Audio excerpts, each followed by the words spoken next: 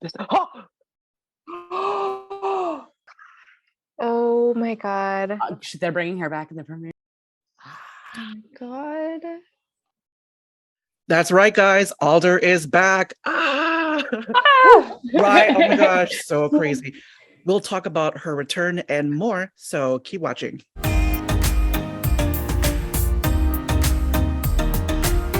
Hi, everyone. Welcome to WitchSlapped's. My name is Rowell. I'm Christina. And I'm Dani.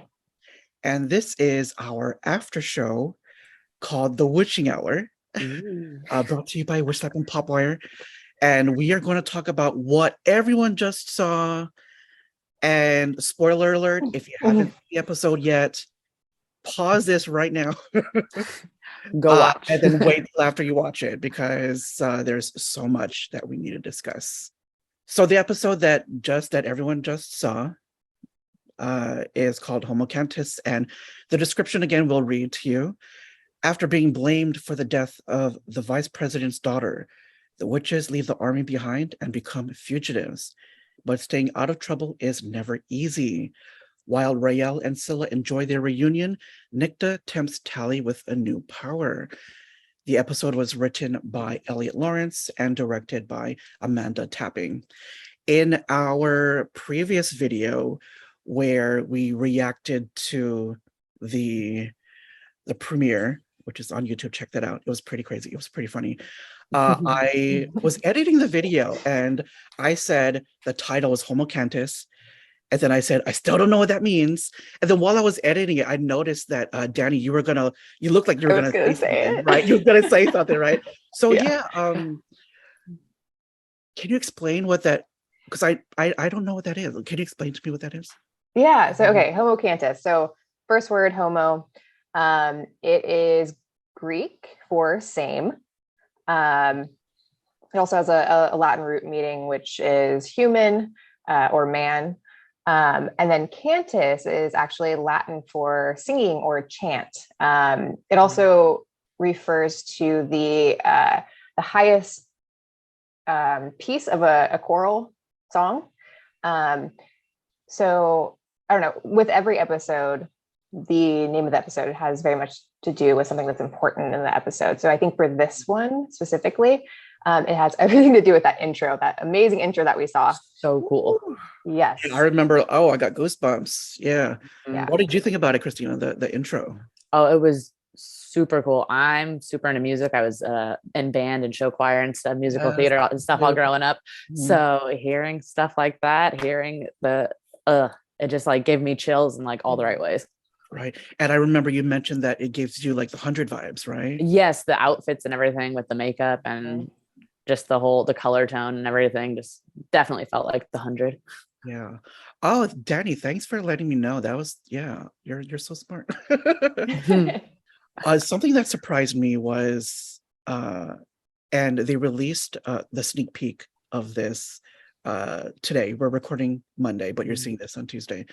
Was the scene with Raylla, right? And in our reaction video, I was surprised that they gave us Raylla so fast. I think it was like within the first 2 minutes. And actually, at the very end of the reaction video, I said, I can't believe they gave it to.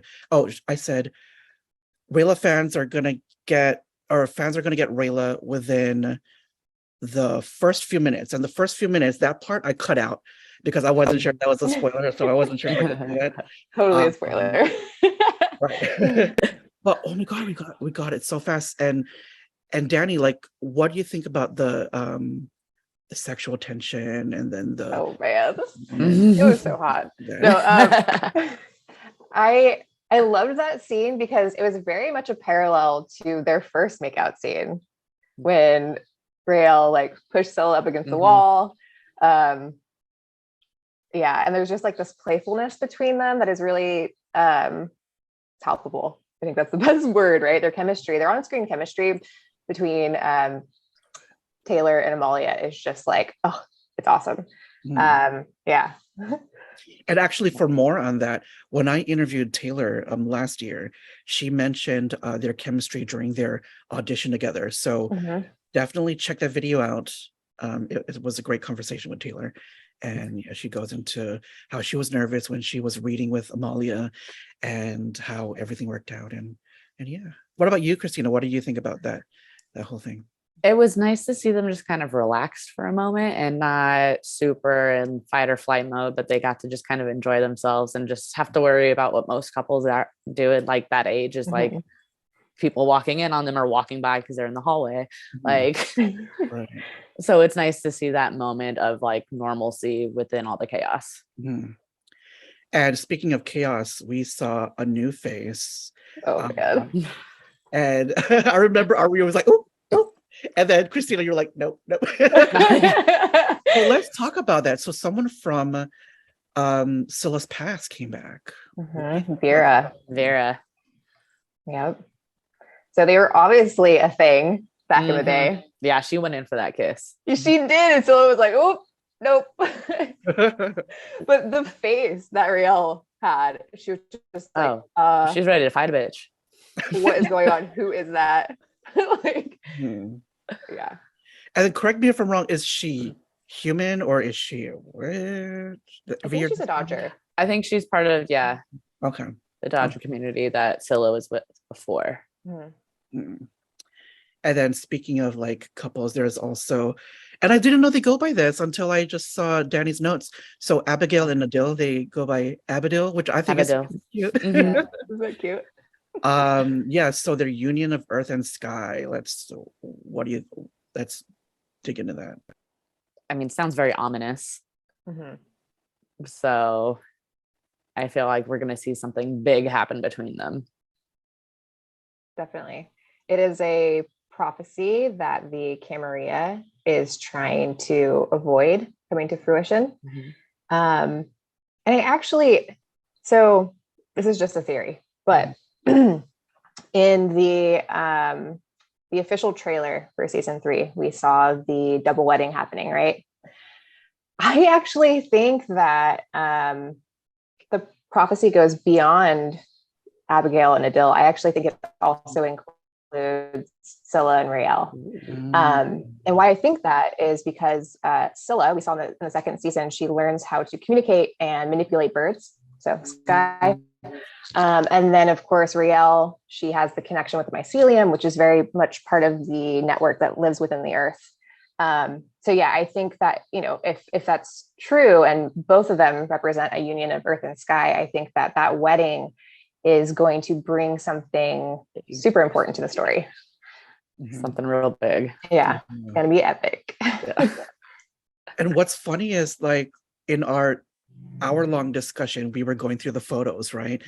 And there was one where Adil is leaning on the wall. And my quote was, "I'm gonna get you pregnant." And then I swear, like it was and then we find out that he wants to start a family. Yeah. Abigail, which is so sweet. I think their kids would look so amazing. Oh yeah. So what do you guys think about that? I think I was just as surprised as Abigail was. I was like, what did he just say? Yeah, it's like, does he want that now, or is that something he wants in the future with her after all the chaos, is behind them? Yeah. And then one thing that is in the episode description that I just read was Tally or Nikta tempting Tally with the power. And we got to see their really cool training scene, which is the reason why I'm going like, I don't know if you guys noticed, but in the reaction video, I'm going like this because she's like dodging all this. But that was a cool scene. So Dani, what do you think about Tally wanting to learn that kind of work? I think that while she's only just now starting to learn how to see the future, I feel like there's something in her saying that we need to learn work that goes beyond the standards of the Hague. It obviously the Camarilla and their technology and how they are fighting the witch community, they are evolving, right? And so that means that the witch community is also going to have to evolve with them. And I think that means that they're going to have to embrace off-canon work. And so I think because of that, Nicta is actually gonna, she's gonna have a really crucial role in that. And hopefully we see Rayell and Abigail eventually sort of accept that and embrace it like Tally is. Because I think it's gonna just make them that much more powerful. I'm really excited about Nicta joining joining them. And I think we mentioned, or we did mention, but it was cut out because it was a spoiler. But Dani, you had mentioned that there would be two people playing Nicta, right? Because they're switching faces, which I thought was interesting. So yeah, it'll be interesting to see when she uses that other face and then when not. And Dani, Vera seemed to recognize that other face. So I'm curious if Vera knows Nicta or if she knows that other face that Nicta's wearing. Yes, good catch. Yeah. So there's a scene or an interaction between Nicta and Tally asks her a really odd question. She asks Nicta if she would have recruited her into the spree back then. Which I just thought it was a shock coming from Tally, because Tally has been so tightly bound to the rules of the army and what it means to be a part of the witch army. So I thought that was really interesting, and I think it's probably foreshadowing what we're going to see in the future, because she's really questioning everything, including herself. And we saw that happening a lot in the second season. Yeah. And do you think that ties into her bearing responsibility for like several people? It might. Yeah. I think she's definitely struggling with herself. She is blaming herself for, the death of Alder, and sort of like, Alder's reputation being tarnished. She feels responsible for Penelope and her death. And then, in the first episode of season 3, it's her fault that the Dodgers were exposed. So yeah, I think she's really warring with herself right now. Yeah. I think that's part of the reason why she wants to push herself to learn all that off-canon work, is because that's how she feels she can really contribute to her friends at this point. Yeah. And speaking of Penelope, something that happened in the episode that reminded us a lot about her was there was a raining scene, and it was like dark. It was black, like black rain. So, and we're thinking it might be witch plague. Is there such thing as a witch plague rain? What do you think, Dani? I don't know. So in that scene, like there was a song, right? We could hear Penelope singing. Oh, that was Penelope singing. Yeah, that's the first song that she sang. You recognize? Yeah. Oh, okay. Yeah, and then she says something. I don't remember what she says. Christina, do you remember what Penelope says? You can hear her voice. You can hear it, but no, I can't remember what it is. But she says something. That's why you said, "Do you recognize this song?" And I only know that song because I sang it at my grandma's funeral. So yeah, but oh my God, I didn't catch up. I didn't pick up on that. Oh, wow. So do you think that her presence is there and that she's somehow, like, what do you think's going on? What do you think, Christina? I don't know. I feel like she could potentially be there trying to help everyone still, like her soul's kind of there. And because she's pissed at her dad, because it's his fault that she's dead, hopefully that's her trying to negate what's happening. But who knows? She could also be pissed at them for killing her and influencing it. But earlier in the episode, Isabella was warning Petra about the weird weather system coming in. So it could have been something that the Camarilla or someone else worked up from further away. And interesting. Who knows? Yeah. Dani, so it had been brewing for a bit. Port Salem? I'm sorry, what was that? Do you think Penelope could possibly be like haunting Port Salem? She might be. I mean, I don't know. Is there such thing as a witch purgatory that we know of? I guess we're gonna find out. Mhm. You know what? I love Penelope, and I thought like her bond with Tally was really cute. And if they can bring Alder back, maybe they can bring Penelope. But I don't know. That's just wishful thinking. But I really like her character. She was so innocent and so sweet. So I hope she somehow comes back.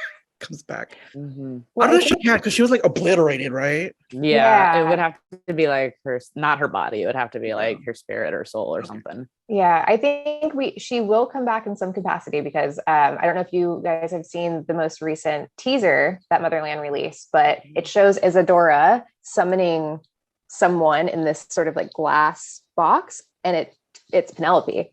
And she like appears and she's like screaming. Oh. Yeah. If you haven't seen that teaser yet, definitely check it out. Okay. Mm-hmm. And then Dani, there was something about the unit that you wanted to talk about, right? We are seeing the unit in a space of just exhaustion. I mean, they've just come out of like a really gruesome battle at Fort Salem with the Camarilla and the Witch Plague, and they witnessed many of their fellow soldiers be murdered.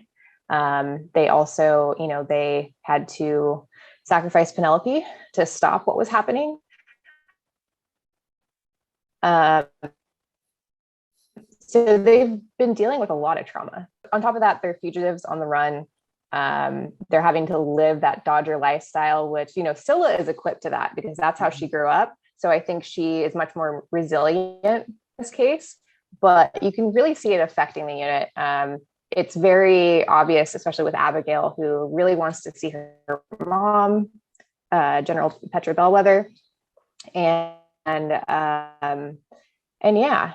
And I guess the only other thing I would say is that with that exhaustion and with the fear that they're feeling and just all of the uncertainty that is happening with the war that has begun, you see this sort of like, it's almost like the unit is pulling away a little bit during the episode. Mm-hmm. Like you have Raylla sort of leaning on Scylla, you have Abigail leaning on Adil, and then you have Tally leaning on Nicta. And it's kind of, there's also this source of contention between Tally and Abigail